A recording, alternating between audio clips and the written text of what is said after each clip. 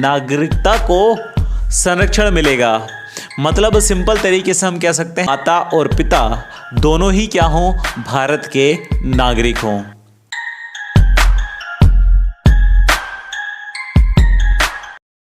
Hello मेरे प्यारे साथियों, कैसे हैं सभी। मैं हूं अरुण कुमार और आज की इस वीडियो में आप लोगों के साथ डिस्कशन करने वाला हूं दोस्तों पॉलिटी की अगली क्लास को। मतलब अभी से पहले हम पॉलिटी के लगभग 17 क्लासेस हैं जो कि कंप्लीट कर चुके हैं और ये 18वें नंबर की क्लास होने वाली है जिसका डिस्कशन मैं आप लोगों के साथ मिलकर आज की इस वीडियो में करने वाला हूं।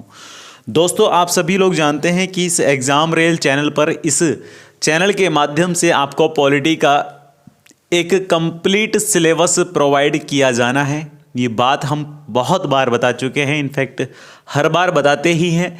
और आज की ही इस वीडियो में हम कंप्लीट सिलेबस को आगे बढ़ाते हुए हम पढ़ रहे हैं दोस्तों पॉलिटी के अंदर जो हमारा इंडियन कॉन्स्टिट्यूशन है, भारतीय संविधान है, उस भारतीय संविधान के पार्ट 2 यानी कि भाग 2 को।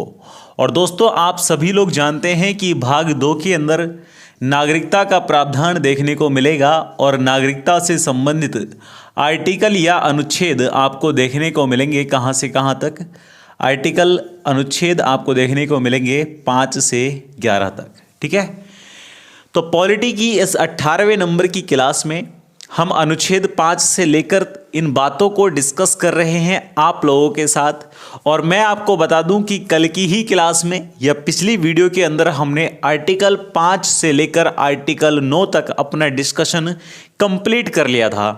और हर एक आधे घंटे की क्लास में हम बहुत कुछ चीज़ें यहाँ से सीखने समझने की कोशिशें करते हैं, जानकारी लेने की कोशिश करते हैं।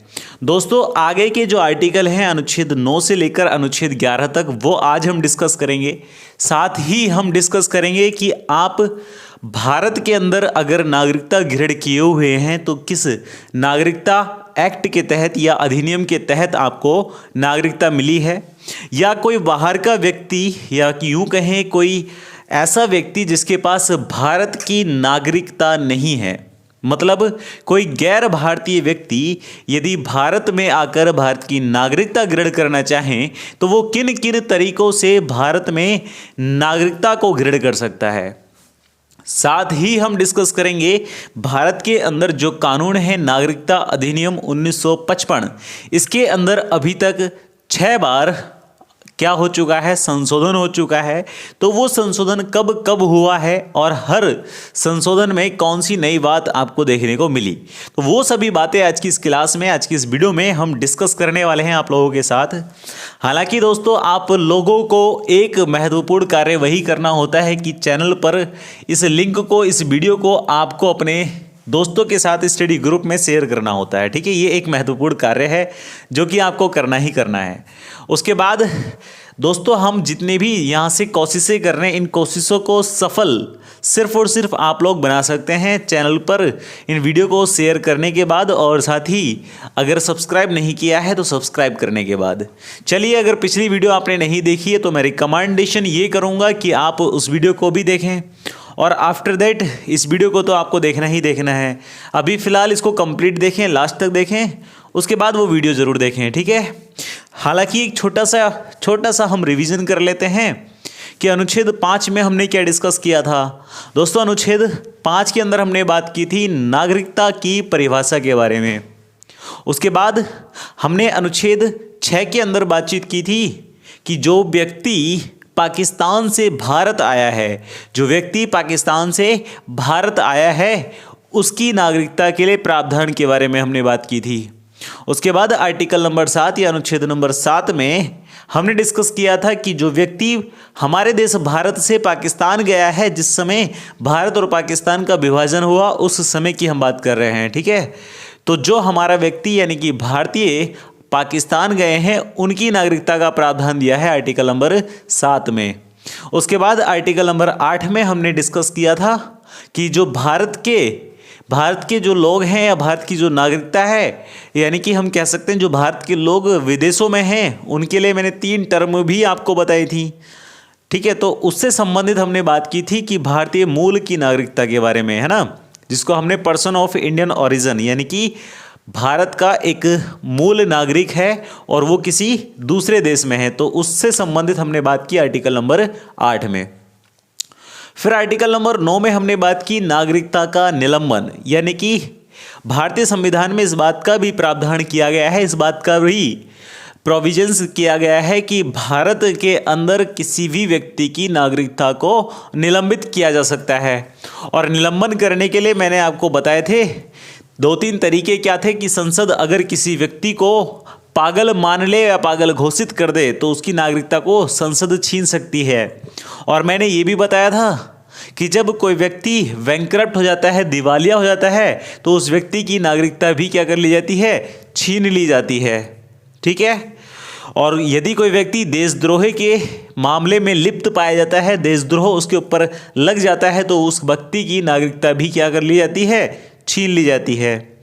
दोस्तों उसके बाद हम बात करेंगे आर्टिकल नंबर 10 या अनुच्छेद नंबर 10 के बारे में। और ये जो अनुच्छेद नंबर 10 है ये क्या कहेगा, तो दोस्तों मेरे भाई मेरे बंधुओं आपको ध्यान रखना है कि यदि हम अनुच्छेद नंबर 10 में क्या कहेंगे कि नागरिकता को संरक्षण मिलेगा, मतलब सिंपल तरीके से हम कह सकते हैं कि नागरिकता का संरक्षण किस आर्टिकल के तहत, किस अनुच्छेद के तहत देखने को मिलेगा, तो वो मिलेगा अनुच्छेद नंबर 10 के तहत। तो बहुत सिंपल सा आपको ध्यान रखना है, नागरिकता के संरक्षण से संबंधित आर्टिकल कौन सा है, आर्टिकल नंबर 10। मतलब किसी भी व्यक्ति की नागरिकता किन किन कंडीशंस में, किन किन स्थिति परिस्थितियों में छीनी जा सकती है, इस बात को हम केवल और केवल आर्टिकल नंबर 10 से ही समझने का प्रयास करेंगे। मतलब हम कहेंगे कि अगर आप भारत के नागरिक हैं तो आप भारत के नागरिक बने रह सकते हैं, आपको संरक्षण दे रहा है हमारा भारतीय संविधान। लेकिन बस आपको 2-3 बातें ध्यान रखनी है, वही कि आपका निलंबन या नागरिकता का निलंबन कोई ना कर सके, इसके लिए आपको बैंकरप्ट होने से बचना है, दिवालिया होने से बचना है। साथ ही आपको बचना है पागल होने से, और आपको बचना है किसी भी देशद्रोह के मामले में शामिल होने से। उसके बाद आपका संरक्षण, नागरिकता की संरक्षण आपको मिल ही जाएगा। जस्ट इसको हम ये भी कह सकते हैं कि नागरिकता के अधिकारों का संरक्षण। तो आर्टिकल नंबर 10 उम्मीद करता हूं आपको समझ में आ चुका है। अब हम बात करेंगे आर्टिकल नंबर 11 के बारे में, यानी कि अनुच्छेद 11 के बारे में। दोस्तों ध्यान रखेंगे अनुच्छेद नंबर 11 या आर्टिकल नंबर 11 हमसे क्या कहेगा कि संसद को अधिकार है, मैंने कहा संसद को अधिकार है कि वह नागरिकता संबंधित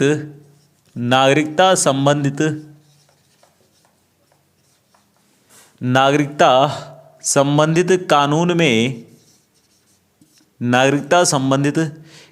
में संशोधन कर सकती है, नागरिकता संबंधित कानून में संशोधन कर सकती है। ठीक है।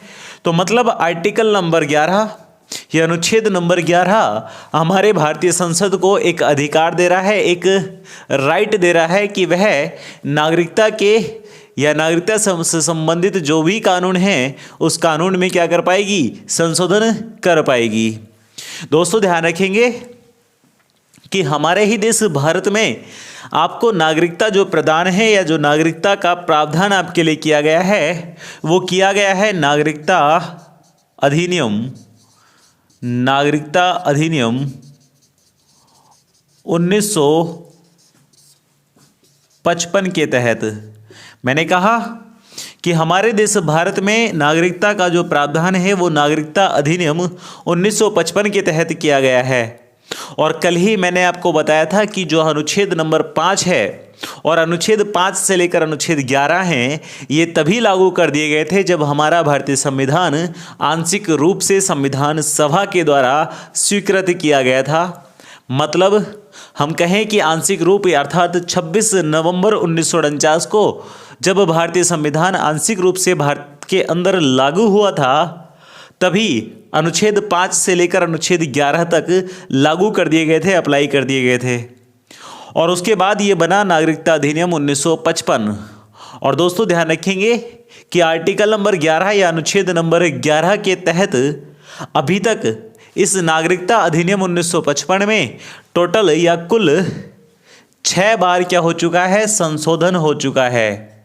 6 बार इसमें संशोधन हो चुका है। और आप विशेष रूप से ध्यान रखेंगे कि 6 बार जो भी संशोधन हमारे ही भारत की नागरिकता अधिनियम में हुआ है या नागरिकता अधिनियम 1955 में हुआ है, वो संशोधन आपका क्या कहलाएगा, वो संशोधन कहलाएगा नागरिकता संशोधन अधिनियम। और विशेष रूप से ये भी ध्यान रखें कि जब भारत के संविधान के किसी भी अनुच्छेद में या किसी भी भाग में संशोधन होता है तो वह संविधान का संशोधन कहलाता है, वो कॉन्स्टिट्यूशनल अमेंडमेंट कहलाता है।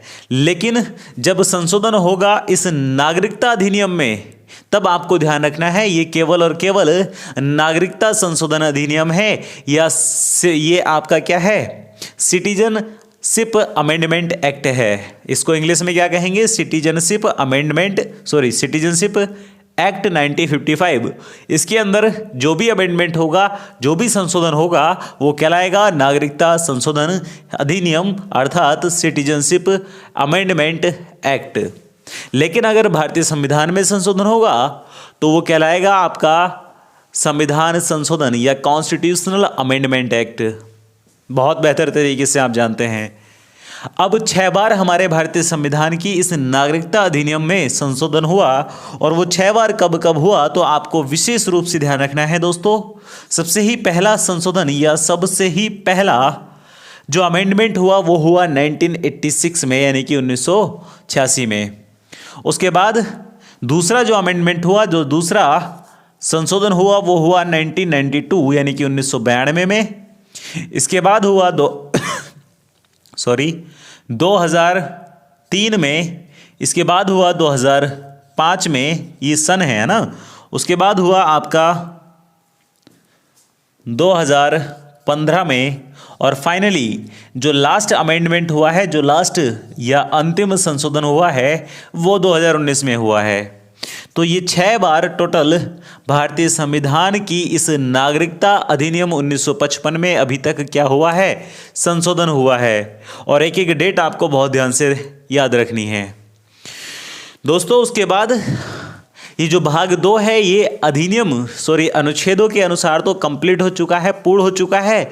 लेकिन इसमें हम एक टॉपिक को भी डिस्कस करने वाले हैं और वो टॉपिक ये है कि अगर आपके पास भारत की नागरिकता नहीं है, मतलब आप गैर भारतीय हैं, तो आपको भारत की नागरिकता किन किन प्रकारों से या किन किन तरीकों से दी जा सकती है, या आप किन किन तरीकों से भारत की नागरिकता प्रदान कर सकते हैं। और दोस्तों इस अमेंडमेंट एक्ट को बहुत आराम से आप ध्यान रखें। 1986, 1992, 2003, 2005, 2015, 2019, मतलब 1986, 1992, 2003, 2005, 2015 और 2019। अब दोस्तों ध्यान रखेंगे ये 2019 तो रिसेंटली यानी कि अभी तत्काल प्रभाव से हुआ है। जिससे कि आपने देखा होगा कि शाहीन बाग में एक प्रोटेस्ट भी हुआ था इसी सिटीजनशिप अमेंडमेंट एक्ट के लिए, जिसको हमने कहा था CAA 2019। और ये एक्ट या कोई भी एक्ट संसद में पारित होने से पहले, संसद में पास होने से पहले बन जाता है क्या, कोई बिल। ठीक है, तो जब वो बिल था तब हमने उसको CAB 2019 कहा था, और जब वो एक्ट बन गया, जब वो अधिनियम बन गया, तब हमने उसको CAA कहा था। ध्यान होगा आप सभी को। अब दोस्तों इस 2019 वाले एक्ट की हम बात कर लें थोड़ी सी, तो इस एक्ट में क्या कहा गया था। इस एक्ट में कहा गया था कि भारत के अंदर यदि कोई भी गैर मुस्लिम व्यक्ति आता है, कोई भी गैर मुस्लिम व्यक्ति आता है तो वो भारत का नागरिक बन जाएगा यदि वो 14 वर्षों में से केवल और केवल 5 वर्ष लगातार भारत में रह रहा हो। ठीक है, तो वो 14 वर्षों में से यदि 5 वर्ष भारत में रह रहा हो और वो गैर मुस्लिम हो तो वह बन जाएगा भारत का नागरिक। लेकिन शर्त यह है कि वह केवल 3 कंट्री से, 3 देशों से आया हो, और वो 3 देश कौन कौन से हैं? आपका पाकिस्तान, आपका अफगानिस्तान, आपका बांग्लादेश। अगर इन 3 कंट्री से, इन 3 देशों से कोई भी गैर मुस्लिम, और गैर मुस्लिम का मतलब है कि चाहे वो हिंदू हो, चाहे वह सिख हो, चाहे वह पारसी हो, चाहे वह बौद्ध हो, चाहे वह जैन हो, या चाहे वह आपका क्या हो, ईसाई हो, तो अगर वो इन 6 धर्मों से कनेक्शन रखता है या अपना जुड़ाव रखता है, तो वह भारत में 5 वर्ष रहने के बाद भारत का बन जाएगा नागरिक। अब गैर मुस्लिम ही क्यों इसमें शामिल किए गए? तो इसका कारण स्पष्ट किया गया इस तरीके से कि ये जो हमने 3 देश आपको बताए कौन कौन से, पाकिस्तान, बांग्लादेश और अफगानिस्तान, ये तीनों ही देश ऐसे हैं जहां पर मुस्लिम बहुलक जनसंख्या देखने को मिलती है। तो फिर इन बहुलकों को या इन बहुसंख्यकों को हमारे देश भारत में आने की कौन सी आवश्यकता आन पड़ी? वहां पर जो लोग अल्पसंख्यक हैं उनको तो भारत में आना उचित माना जाएगा, लेकिन वहां पर जो बहुसंख्यक हैं वो भारत में क्यों आ रहे हैं? बस इसीलिए ये गैर मुस्लिमों को इसमें शामिल किया गया, और जो मुस्लिम समुदाय से लोग हैं उनको इस सिटीजनशिप अमेंडमेंट एक्ट 2019 में शामिल नहीं किया गया। और इसी बात का विरोध या इसी बात का विद्रोह किया था हमारे देश की जनता ने, और विदेशी लोगों ने भी कुछ इसमें विरोध किया था। ठीक है, बहुत अच्छे से आप लोगों को याद है। चलिए मैं इसको कर देता हूँ रफ, उससे पहले आप स्क्रीनशॉट निकाल लें, या छोड़िए रफ भी नहीं कर रहे, एक साइड में हम यहाँ कर देते हैं, सारी चीज़ें यहाँ नोट डाउन हो जाएंगी बहुत आराम से, है ना। तो चलिए रफ नहीं कर रहे, यहाँ पर नोट डाउन कर देते हैं। अब नोट डाउन हमें क्या करना है, मैं समझता हूँ यहाँ तक की बात आपको बेहतर तरीके से समझ में आई होगी, और अगर आई है तो फटाफट से इस वीडियो को जितना हो सके कॉपी करके लिंक कर दो शेयर। ठीक है मेरे भाई, ठीक है, जल्दी फटाफट शेयर कर दो, और शेयर करने के बाद आप बने रहो लास्ट तक, क्योंकि और भी बहुत सारी चीज़ें सीखनी है। अब दोस्तों मैं थोड़ा सा फ्रेम से बाहर अगर हो जाऊं तो घबराने वाली कोई बात नहीं है, क्योंकि बोर्ड की वजह से होना पड़ सकता है। चलिए कोशिश करूंगा यहाँ से आपको रिप्रेजेंट कर दूं सारी चीज़ें। अब मैं आपको बताने वाला क्या हूं कि भारत के अंदर या हमारे इंडिया कंट्री में अगर यदि कोई भी व्यक्ति बाहर से आके भारत की नागरिकता ग्रहण करना चाहता है तो उसके पास 5 तरीके हैं। कौन कौन से? वो 5 तरीके हैं कि वो भारत का नागरिक बन सकता है। मैं बता रहा हूँ कितने तरीके हैं, 5 तरीके हैं। थोड़ा सा मतलब ऐसा लग रहा है जैसे बहुत प्रोफेशनल वीडियो हो गई है ना। चलिए कोई बात नहीं, तो 5 तरीके हैं। वो 5 तरीके कौन कौन से हैं दोस्तों, ध्यान रखेंगे। मैं केवल वो तरीके लिख देता हूं और उनको एक्सप्लेन कर दूंगा बहुत आराम से। पहला ही तरीका आप ध्यान रखें कि भारत में किस प्रकार से वह भारत की नागरिकता ग्रहण कर सकता है। तो पहला ही तरीका आपको ध्यान रखनी है कि वह जन्म से नागरिकता ग्रहण कर सकता है। क्या ये फ्रेम के अंदर है? क्या आपको दिख रहा है? हाँ जी, है फ्रेम के अंदर, ठीक है। तो वह भारत में जन्म से नागरिकता प्रदान या प्राप्त कर सकता है। दूसरा तरीका है वंशानुगत, यानी कि वह वंश के आधार पर भी क्या कर सकता है, नागरिकता ग्रहण कर सकता है, प्राप्त कर सकता है। तीसरा तरीका है दोस्तों पंजीकरण का तरीका या पंजीकरण से नागरिकता। चौथा तरीका है देशीकरण से नागरिकता। और 5वां तरीका है विलयकरण से नागरिकता या केवल और केवल विलय होने से नागरिकता। अब दोस्तों एक एक पॉइंट को बहुत ध्यान से समझने का प्रयास करेंगे। जैसे कि मैंने सबसे पहला पॉइंट आपके सामने रखा कि जन्म से नागरिकता, और जब हमने पढ़ा था अनुच्छेद नंबर 5 तब भी हमने इस बात को डिस्कस किया था कि अगर नागरिकता की परिभाषा हमने पढ़ी, और नागरिकता की परिभाषा के अंदर हमने बताया कि अगर किसी भी बच्चे का जन्म भारत में हुआ हो तो वह भारत का नागरिक माना जाएगा यदि उसके माता व पिता दोनों में से कोई एक क्या हो, भारत के नागरिक हो। ठीक है। लेकिन दोस्तों ये अनुच्छेद नंबर 5 तो हमारा 1949 की 26 नवंबर को ही लागू हुआ था। फिर ये जन्म से नागरिकता वाला ये जन्म से नागरिकता वाली कंडीशन क्या है। तो बहुत तरीके से या बहुत अच्छे तरीके से आप ध्यान रखें कि जन्म से नागरिकता कब प्रदान की जाएगी किसी भी बच्चे को। तो इसके लिए टाइम रखा गया, इसके लिए एक अवधि रखी गई, कौन सी, कि यदि किसी बच्चे का जन्म, मैं साफ तरीके से लिख देता हूं, यदि किसी बच्चे का जन्म 26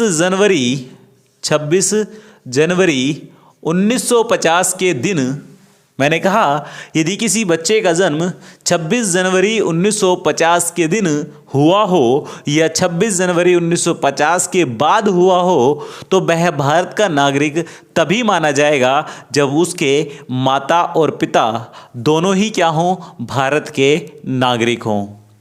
कितनी बात समझ में आई। मतलब कहने का यह है कि 26 जनवरी 1950 से पहले कोई भी भारत में जन्मा बच्चा भारत का नागरिक होगा, चाहे अब उसके माता या पिता दोनों में से क्या हो, कोई एक भारत का नागरिक हो।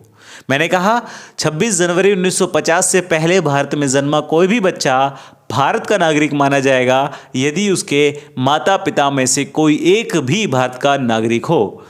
और यहाँ जन्म से नागरिकता में कहा गया कि 26 जनवरी 1950 के दिन या इसके बाद भारत में जन्मा कोई भी बच्चा भारत का नागरिक तभी माना जाएगा जब उसके माता और पिता दोनों ही क्या हों, भारत के नागरिक हों। लेकिन दोस्तों ध्यान रखेंगे कि 1986 में पहली बार भारत के नागरिकता अधिनियम 1955 में क्या हो जाता है, एक संशोधन हो जाता है। और संशोधन होने के बाद ये जो प्रावधान अभी किया गया था 26 जनवरी 1950 के दिन या उसके बाद वाला, इसको कर दिया जाता है निरस्त और कर दिया जाता है नया संशोधन या नया प्रावधान। और वो प्रावधान क्या होता है कि भारत के अंदर जन्मा कोई भी बच्चा भारत का नागरिक होगा यदि उसके माता या पिता दोनों में से कोई एक भारत का नागरिक हो। मतलब जो कंडीशन 26 जनवरी 1950 से पहले लागू की गई वही कंडीशन 1986 के बाद पुनः लागू कर दी गई। बोलो यहाँ तक की बात समझ में आई कि नहीं आई। तो जन्म से नागरिकता आप कब प्रदान कर सकते हैं या कब प्राप्त कर सकते हैं, जब आपके माता या पिता दोनों में से कोई क्या हो, भारत के नागरिक हो। उसके बाद दोस्तों अगली नागरिकता को प्राप्त करने का तरीका है वंशानुगत। वंशानुगत मतलब एक डिसेंट वाइज, यानी कि आपके दादा दादी माता पिता कोई भी अगर भारत के नागरिक हैं तो आप इस वंशानुगत तरीके से भारत की नागरिकता ग्रहण कर सकते हैं। बात समझ में आई।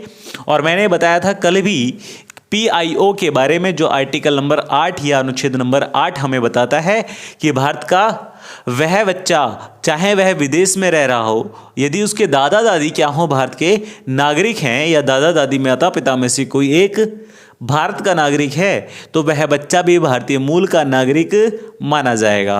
ठीक है। उसके बाद बाई रजिस्ट्रेशन या पंजीकरण से भारत की नागरिकता। तो पंजीकरण से नागरिकता किस प्रकार से प्रदान की जा सकती है, बहुत अच्छी तरीके से आप ध्यान रखें कि यदि भारत के अंदर या भारत देश के अंदर कोई भी बाहर से आया हुआ व्यक्ति भारत में रह रहा हो और वो 8 वर्षों में से, मैं स्पष्ट लिख देता हूं कि वह 8 वर्षों में से यानी कि 8 साल में से केवल और केवल 6 साल भारत में रहा हो। ध्यान दीजिएगा कि वह 8 वर्षों में से 6 वर्ष भारत में रहा हो और इसी के साथ लगभग 12 महीने या 12 मंथ, 12 महीने का मतलब भी क्या है, 1 वर्ष। अरे 12 महीने में 1 वर्ष ही तो होता है। तो 12 महीने या 1 वर्ष लगातार भारत में रहा हो। मैंने कहा ध्यान दें दोबारा से कि यदि कोई व्यक्ति 8 वर्ष भारत में रहा हो, जिसमें से 6 वर्ष या 8 वर्ष में से 6 वर्ष भारत में रहा हो और 12 महीने या फिर 1 वर्ष लगातार भारत में रहा हो तो वह भारत का नागरिक माना जाएगा यदि वो इस टाइम ऑफ पीरियड में पंजीकरण करा ले रजिस्ट्रार ऑफिस में या पंजीकृत कार्यालय में। बात समझ में आई। यदि कोई व्यक्ति 8 वर्ष में से 6 वर्ष और 6 वर्ष में से लगातार 1 वर्ष भारत में रह रहा है और वो पंजीकरण करा ले, रजिस्ट्रेशन करा दे इन 8 वर्षों के अंदर, तो वो भारत का नागरिक माना जाएगा। बात समझ में आई। अब अगला समझते हैं देशीकरण से नागरिकता। दोस्तों देशीकरण से नागरिकता कब प्रदान की जाएगी? तो ध्यान रखेंगे कि यदि कोई व्यक्ति यहां पर आप पिछले वाले को एक बार जरूर ध्यान से देखें, 8 वर्ष में से 6 वर्ष और 6 में से 1 वर्ष लगातार, ठीक है। यदि कोई व्यक्ति हमारे ही देश भारत के अंदर 14 वर्ष में से या 14 ईयर्स में से केवल और केवल 11 वर्ष भारत में रहा हो और इन 11 वर्षों में से 1 वर्ष या 12 महीने लगातार भारत में रहा हो तो वह क्या माना जाएगा? भारत का नागरिक माना जाएगा। बोलो, यहां तक की बात समझ में आई? अरे बोलो बच्चा, यहां तक की बात समझ में आई? देशीकरण से नागरिकता कैसे मिलेगी? अगर कोई व्यक्ति 14 में से केवल 11 वर्ष ही भारत में रहा हो और 11 में से लगातार 1 वर्ष भारत में रहा हो तो वह भारत का नागरिक माना जाएगा। अब चाहे वो पंजीकरण कराए या ना कराए। बात समझ में आई? मतलब पंजीकरण करा लेगा तो वो 8 में से 6 वर्ष में ही क्या कर लेगा? भारत की नागरिकता प्रदान कर लेगा या नागरिकता प्राप्त कर लेगा, और 12 महीने में या 1 वर्ष वो लगातार भारत में रहा हो। वैसे ही यहाँ पर 1 वर्ष भारत में लगातार रहा हो, 14 वर्षों में से 11 वर्ष भारत में रह रहा हो, निवास कर रहा हो, तब वह देशीकरण से नागरिकता प्राप्त कर लेगा। ठीक है, बात समझ में आई? चलिए अब हम बात करेंगे 5वें पॉइंट के बारे में, और 5वें पॉइंट कह रहा है कि विलय होने से या विलयकरण से नागरिकता। तो दोस्तों ध्यान रखेंगे, अनुच्छेद नंबर 2 में या आर्टिकल नंबर 2 में या अनुच्छेद नंबर 2 में हमने डिस्कस किया था कि भारत के संघ में या भारत की सीमा में किसी भी बाहरी क्षेत्र को शामिल किया जा सकता है। ठीक है, और उसी के एक एग्जाम्पल भी मैंने आपको बताया था कि जब हमारे ही देश भारत में बना था सिक्किम राज्य, 22वें नंबर पर बना भारत का सिक्किम राज्य, तो उसको पहले असम का सहराज्य बनाया गया था। ठीक है ना, ध्यान है। 35वें संविधान संशोधन के तहत 1974 में उसको क्या बनाया गया था? असम का सहराज्य बनाया गया, और 36वें संविधान संशोधन के तहत उसको बना दिया गया भारत का राज्य, 22वां राज्य। ठीक है, 1975 में। तो जब 1975 में सिक्किम को भारत का 22वां राज्य बनाया गया, तो वो भी क्या था? भारत में विलय तो हुआ। वो क्या हुआ? भारत में विलय ही तो हुआ है। और जिस प्रकार से ये भारत में विलय हुआ, तो वहाँ यानी कि सिक्किम में रहने वाले लोग, सिक्किम के क्षेत्र में रहने वाले लोग विलयकरण होने के बाद ऑटोमेटिकली क्या बन गए? भारत के नागरिक बन गए। बात समझ में आई? वो ऑटोमेटिकली क्या बन गए? भारत के नागरिक बन गए। इसी को हम कहेंगे विलय होने से नागरिकता मिल जाना। ठीक है, इसका एक एग्जाम्पल ये भी है, आप लोग जानते हैं किसके बारे में? जब बांग्लादेश और भारत के बीच एक क्या हुआ था? एक समझौता हुआ था, जिसको हम कहते हैं भूमि सीमा समझौता या लैंड बाउंड्री अकॉर्ड। ठीक है, तो जब ये जो भूमि सीमा समझौता हुआ भारत और बांग्लादेश के बीच, तो इसके तहत क्या किया गया था? कुछ क्षेत्र भारत का शामिल हुआ था किसमें? बांग्लादेश में, और बांग्लादेश का कुछ क्षेत्र शामिल हुआ था किसमें? भारत में। तो जब दोनों के क्षेत्र एक दूसरे को प्रदान किए गए, सीमा में कुछ परिवर्तन किया गया, तो सीमा में परिवर्तन करना ही विलय कराना, विलय तो इसको नहीं कहेंगे, लेकिन जब सीमा में परिवर्तन हुआ है तो बांग्लादेश के कुछ लोग आगे किसमें? भारत में शामिल हो गए। तो जैसे ही भारत में वो शामिल हुए तो भारत के वो क्या बन गए? भारत के वो नागरिक बन गए। ठीक है, आज भी अगर मान लीजिए जैसे हम पाकिस्तान को ऐसा मान लेते हैं कि पाकिस्तान का कुछ हिस्सा हम अधिकृत कर लें या विलय करा लें किसी भी एक्ट के तहत या किसी भी मतलब समझौते के तहत, एक्ट के तहत नहीं, समझौते के तहत, तब क्या हो जाएगा? वहाँ के लोग हमारे ही देश भारत के नागरिक ऑटोमेटिकली बन जाएंगे। ठीक है, तो बस आपको ध्यान रखना है कि विलय होने से नागरिकता का मतलब है कि यदि भारत के बाहर का कोई भी बाहरी क्षेत्र अगर हम भारत में शामिल कर लें, तो शामिल करने मात्र से ही वहाँ के लोग हमारे भारत के क्या बन जाते हैं? नागरिक बन जाते हैं। तो ये 5 तरीके ऐसे इंपॉर्टेंट थे जो मैंने आपको भारत की नागरिकता प्रदान करने के लिए बताए हैं, ठीक है। और यहाँ पर हमने बात की कहाँ से कहाँ तक, अनुच्छेद 10 और अनुच्छेद 11 के बारे में, जिसमें नागरिकता अधिनियम 1955 के बारे में भी हमने बात की है। अब दोस्तों एक छोटी सी बात यह है कि कल की वीडियो में शायद मुझे ध्यान आ रहा है हल्का फुल्का कि हमने नागरिकता अधिनियम की डेट जो है वो 1956 बताई थी, शायद मैंने देखा नहीं है, उसको चेक नहीं किया है, लेकिन अभी मुझे जस्ट ध्यान आया। तो अगर वो 1956 बताई होगी तो उसको आप करेक्ट कर लीजिएगा, वो 1955 में है एक्चुअल, ठीक। चलिए बाकी दोस्त आप लोगों से मुलाकात होगी नेक्स्ट वीडियो के अंदर अगली क्लास में, और तब तक के लिए आप इन सभी चीज़ों को रिवाइज करें और अच्छे से पढ़ें। बाकी आप इसका स्क्रीनशॉट लेना चाहें तो स्क्रीनशॉट ले सकते हैं, मैं साइड हो जाता हूं, ठीक है। आप स्क्रीनशॉट निकाल लें और स्क्रीनशॉट निकालने के बाद इनको अपनी कॉपी में नोट डाउन कर लें, ठीक है मेरे भाई। चलिए हो चुका है, उम्मीद है। बाकी दोस्त आप लोगों से मुझे यही उम्मीद है कि आप चैनल को बहुत ज़्यादा सपोर्ट, बहुत ज़्यादा प्यार देंगे और चैनल को जितना हो सकेगा उतना शेयर भी करेंगे। मतलब इस वीडियो को शेयर करना है तो चैनल तो अपने आप शेयर हो जाएगा। और जिन लोगों ने अभी तक चैनल सब्सक्राइब नहीं किया वो फटाफट से सब्सक्राइब करें। वीडियो आपको कैसा लगा कमेंट बॉक्स में ज़रूर बताएं, और वीडियो के बारे में अगर कोई भी डाउट है या इस सेशन के बारे में कोई भी डाउट है तो आप हमें कमेंट बॉक्स में पूछ सकते हैं। हमारा ईमेल एड्रेस भी आपके पास है, उस ईमेल पर भी आप मेल कर सकते हैं और अपनी कोई भी डाउट हमसे क्लियर कर सकते हैं, ठीक है दोस्त। बाकी आप लोगों से मुलाकात होगी कल की क्लास में। मैं हूं अरुण कुमार, आप देख रहे थे एग्जाम रेल। आज के इस सफ़र को यहीं तक छोड़ते हैं, आगे के सफ़र को फिर तय करेंगे या अगली क्लास में तय करेंगे। Take care, all the best, जय हिंद जय भारत। पढ़ते रहें, खुश रहें, घर पर रहें। अब तो घर पे नहीं रहना है मतलब तो खुश रहें, ठीक है। एक्चुअली में खुश रहें, बहुत ज़्यादा खुश रहें। जितना खुश रहेंगे आपका स्वास्थ्य भी उतना ही अच्छा ही रहेगा, ठीक है। बाय।